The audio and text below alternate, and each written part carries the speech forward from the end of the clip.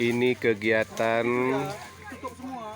memasak nasi di dalam buah kelapa. Namanya masak rimba di dalam kegiatan pramuka. Nah, kalau kegiatan di pramuka memang memanfaatkan alam sekitar. Apa yang ada di alam sekitar itulah yang dimanfaatkan untuk memenuhi kebutuhan hidup selama di dalam hutan atau di tempat perkemahan jauh dengan perkampungan.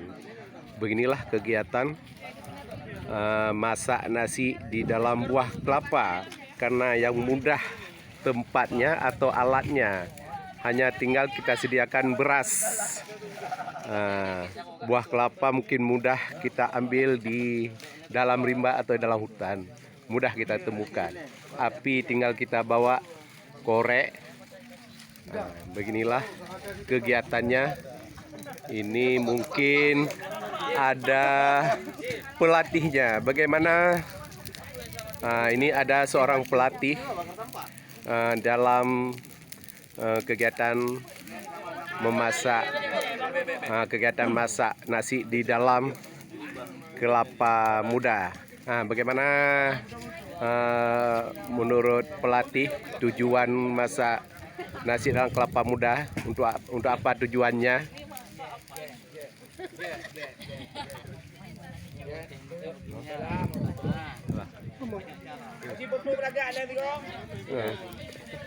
Ini